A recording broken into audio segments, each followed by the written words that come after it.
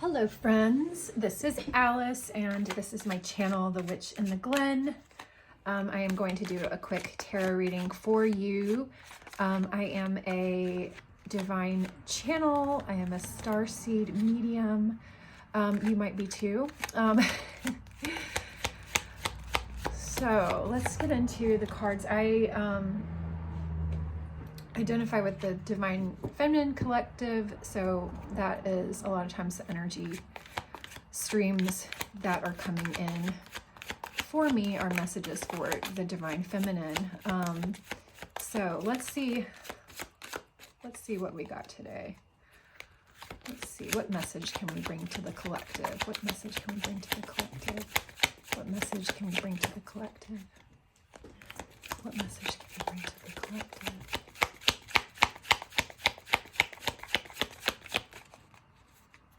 What message can we bring to the collective? What message can we bring to the collective? What message can we bring to the collective?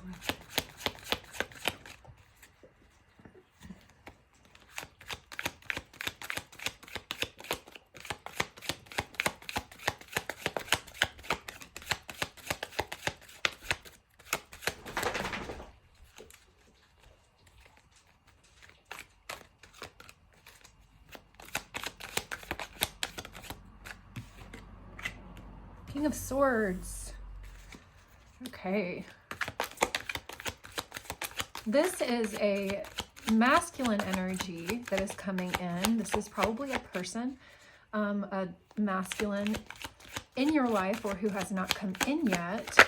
The King of Swords, this is the energy, if this is the energy that Divine Masculine is in. Wow, okay. King of Swords, King of Pentacles, Six of Pentacles.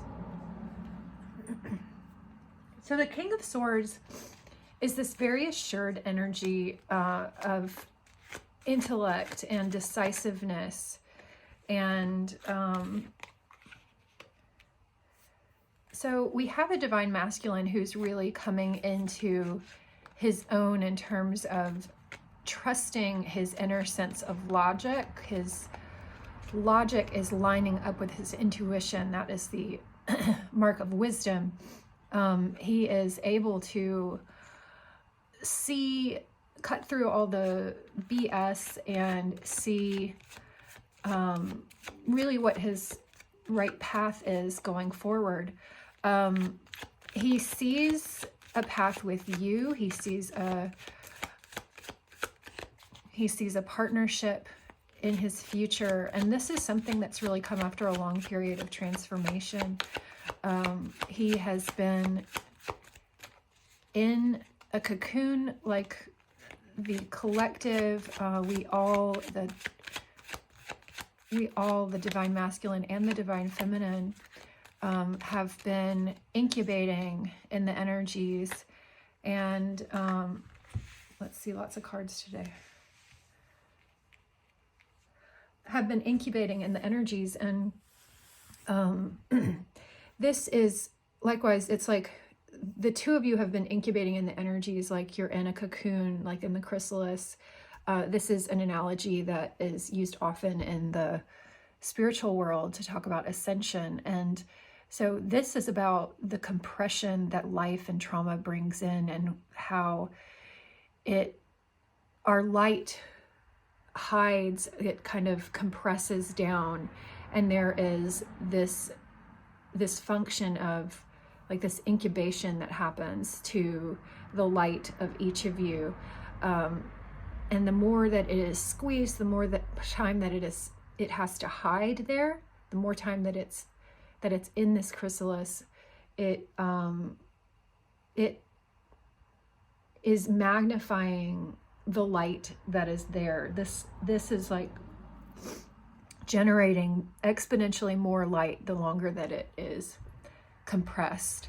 So this is what we speak of as trauma. Trauma makes it so that we have to hide our light. Our light goes away, our soul hides in order to cope with what is coming in, cope with traumatic situations, cope with things that make you feel like you are in peril. This could also be like this slow burn kind of trauma where you've been in basically in fight or flight, but for many years, but it's like the hamster wheel of our society that causes this sort of ongoing trauma. I mean, it's one of the reasons it's like a very common, very, very common majority of people have trauma just from being forced into a mortal way of being separated from the divine, being separated from our divine self. But the divine self, this is where divine self has been in the chrysalis. It hasn't left. It hasn't gone away. You don't have, sometimes there are people who have had so much trauma that their soul just, and might be lower vibrational and can't actually handle that much energy. And so the soul kind of backs out of the physical form. And sometimes these people can have what's called a soul death. And it's like they then continue on autopilot, but the soul actually has removed itself to protect itself. And this is something that the soul does in the consciousness, does in traumatic situations, or also when people, for example, have Alzheimer's, there's this, or, you know, different dementia, things like that. There is this,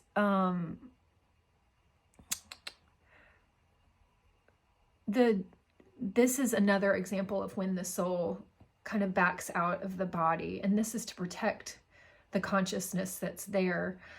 So it's like the transition from this realm and back to diffuse into the other realms energetically has already begun, and it's a protective measure. It makes it more easy for people to deal with traumatic situations or pain, physical pain. The two of you have been in these compressed, the light has been compressed for you. There's also, this is a twin flame that we're talking about, twin flame connection that we're talking about, because not only are you being compressed within your own energy body, but your twin is too, and the two of you mirror, but you are forming a third energy body, which is known as the Hieros Gamos. And this is a amalgamation of the two of your energies, which we say that it's an androgynous sort of energy, and it's an energy field which the two of you will share together, and then the two of you will function as the divine masculine and the divine feminine, the different polarities of that energy. So right now you have energy in you, that's the divine masculine, and you have energy in you, that's the divine feminine. And when we get to ascend, when we ascend and when we come into union with our twin, you form from afar your own energy sphere, and you're always as you are in separation or coming into contact with them, you're always feeding energy into this shared energy space of the two of you. The energy is feeding back to your higher self. Your higher self is shared by you and the divine feminine, by you and the divine masculine, if you're a divine feminine. It's the same space of consciousness that is actually shared by the two of you. Sort of the same voice that's in your head that talks to you is the same voice that talks to your masculine. And the more that you can work on yourself and do your shadow work and bust through trauma and get out of traumatic situations, traumatic contracts, different things like this that take away your control, take away your agency, take away your divinity, separate you from faith.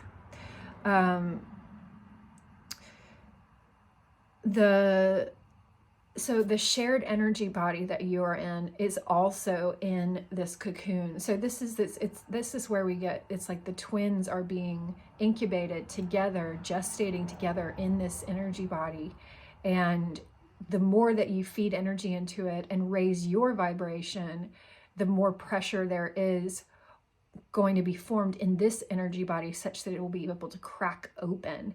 And that is when the two of you get to ascend into union with each other. The King of Swords is prepared for this. Swords is this energy of being able to cut through to the core of the matter, slice through the information to really be able to directly connect with what is valid and what is true. That is the energy of the sword, is able to connect with what is true with discernment. The sword is also, so this is representing the metaphor here of our chrysalis. The chrysalis is like a bird and an egg as well. This is like, there is the baby chicken, the first thing that it does in order to get out of the egg is that he starts flexing his muscles, because he doesn't know that he can peck yet, but he's like flexing outwards and feeling constrained by the egg. And eventually he uses the tip of that beak to break through and break open the egg. This is the discernment and the precision that you are using when it comes to your ascension that will likewise break open the cosmic egg which you have been gestating. The twins, the two of your energy bodies, will come into alignment at the exact same time as your shared energy body. The two of you are mirroring though, and which means that you are addressing the same energies that are coming in. The energy frequencies, energy scars in your field are shared by the two of you. And these are, even though your lives may look very different, you're both working on a complementary set of energy that is shared by you, by your higher self, with your higher self. So the divine masculine is in this King of Swords energy where he is ready to burst out of the egg. He has his sword prepared and he is ready to pierce the outer lining of this encapsulated existence. The King of Pentacles here, it's like he feels confident enough in his wisdom, his compassion, his resources. And this could be financial resources, getting to a place where he feels, where he's not living in this fear of scarcity. That's one of the traumas that many of us carry down through generations, is this scarcity mindset where it's like there's not enough enough to go around. I need to work to be able to provide, because there's never going to be enough. So it's like this constant anxiety and fear of falling and losing everything. The King of Pentacles has left this energy. He has transformed that into this very intimate relationship with resources, I'm hearing. And this is like he has been able to manifest in such a way as to produce earthly abundance, earthly resources that will help stabilize the two of you. These are manifestation skills. This doesn't have to look like money. This looks like having an abundant life which that feels secure and stable. And we all have different levels of security, or what that is going to look like. We all have different different notions or beliefs about security. And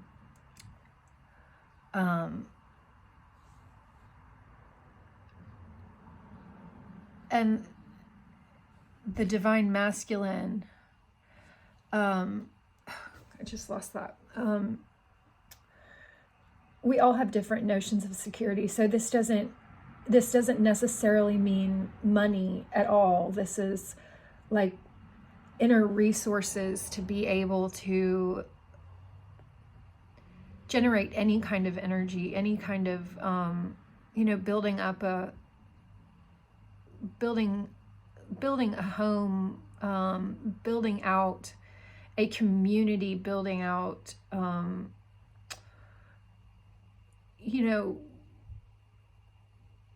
other types of resources.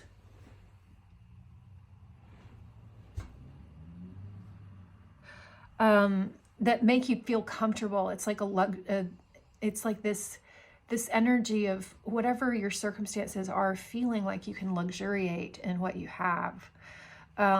The King of Pentacles is backing up the King of Swords. So your masculine is coming in with these two energies. It's like he's in this King of Swords energy to be able to traverse these final stages of the incubation. And then it's like at that point he's going to come into this energy of softening and being able to be warm and wise and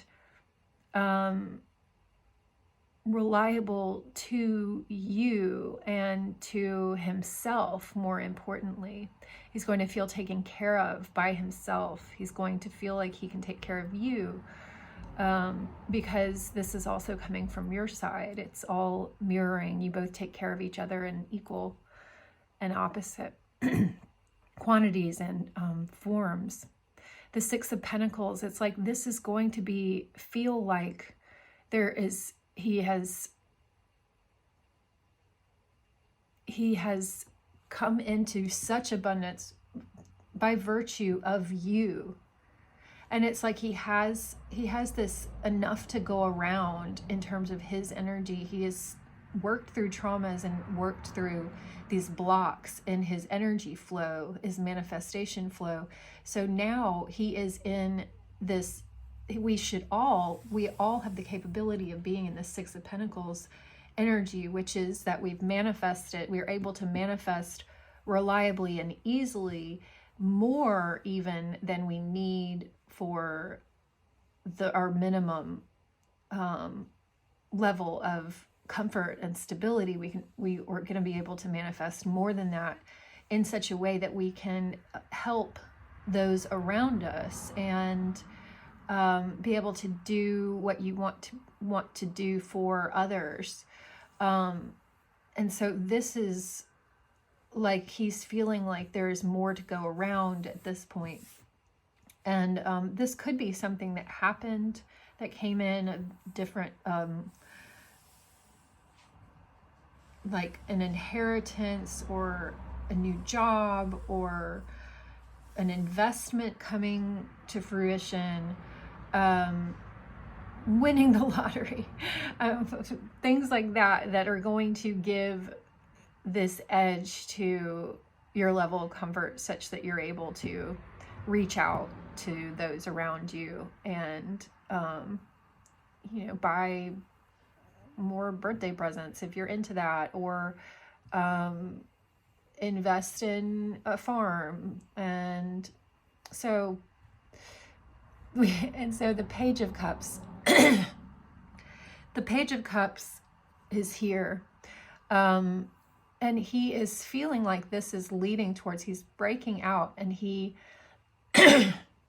wants to get in touch with you. He wants to bring himself to you, bring find out some kind of way to be able to talk to you and come to you. He's thinking a lot about that.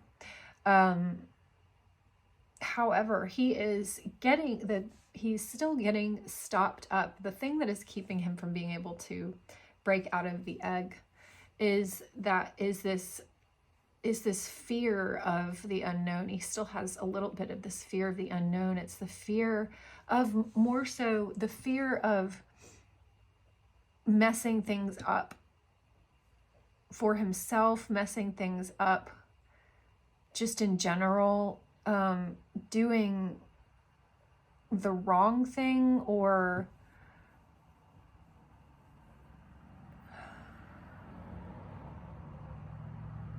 doing the wrong thing,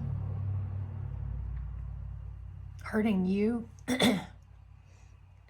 That's where he's getting stopped up. We have the Fool in reverse, which is this energy of like not being able to quite make a leap. It's like this edge of being able to make a decisive move in your life and being on the edge of, and not quite being ready to make the leap. It's like you still have all these little insecurities floating around. So it's like he's finally at this place where he can acknowledge to himself that he really wishes and would like to be able to talk to you or express some of the feelings that he has been feeling very acutely. Yeah, so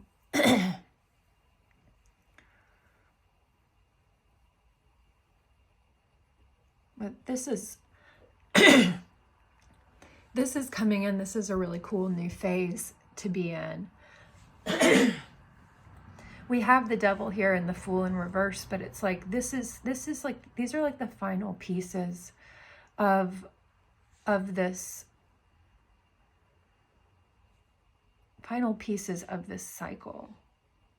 And that's part of the unknown that he's worried about, is like leaving behind this segment of the two of your relationship. He's worried about what is there on the other side. And it's not so much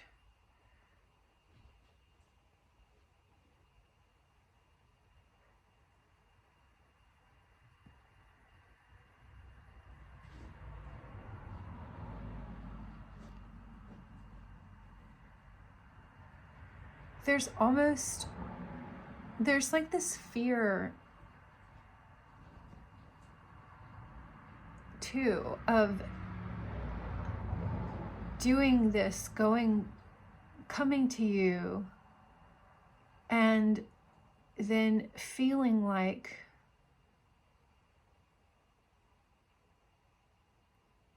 what if he goes through with it and then it isn't all that he thought it would be. It's like this ultimate distrust in himself. Like he's worried that he's messed up with so many decisions before, that he will somehow like lose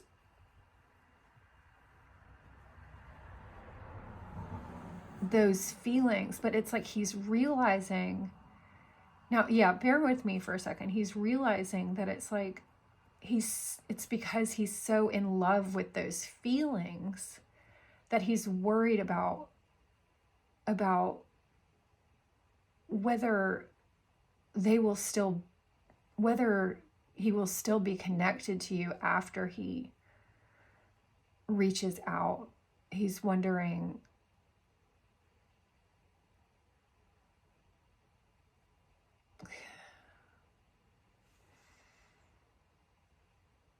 it's like, this is kind of, this is like,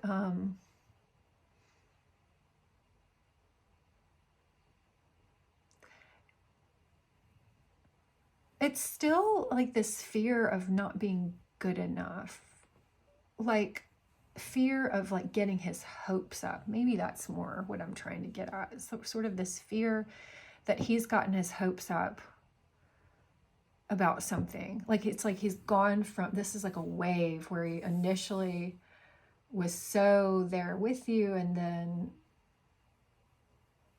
it fell off, and it felt like this, he was punishing himself for getting his hopes up in some of those moments, because he at that time decided that he needed to, his energy was pulled back from you and pulled away from you, in order for the two of you to calibrate to each other. But this is coming back around, and it's like he's gotten to the point of really wanting to reach out to you. He's gotten to the point of really wanting to reach out to you. And then there's another hurdle, which is that it's like this final piece of like, okay, here I go. And it's going to be devastating if I've gotten my hopes up and something goes wrong. Like he doesn't want you to feel like he's controlling you. It's like he cares so much about you that it's like you're a butterfly and he doesn't want to crush your wings. It's like you can't, it's like a butterfly, you have to let it land on you and watch it and enjoy it in that way. Because if you try to grab it with your hands, you can hurt it.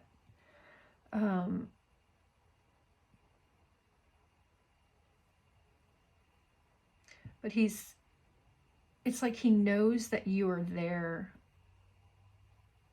Like he knows the butterfly is, like he sees the butterfly, and it's like he's so frozen in this recognition and this certainty of who you are to him, that it's like he doesn't want to move and like spook you, or like topple things over somehow. It's like he's just like frozen, like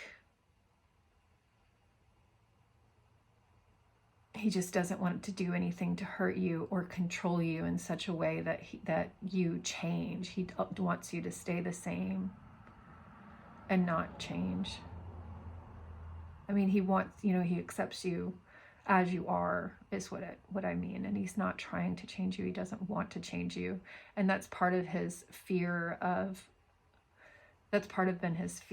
part of what's been his fear about this relationship, is that he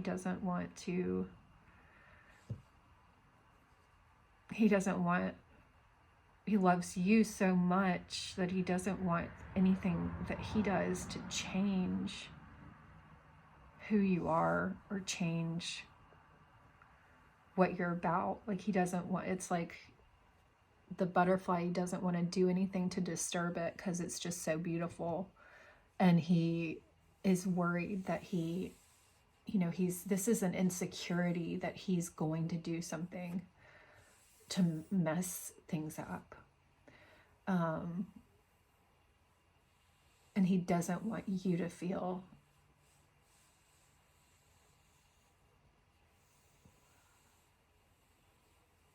like you're stuck with him.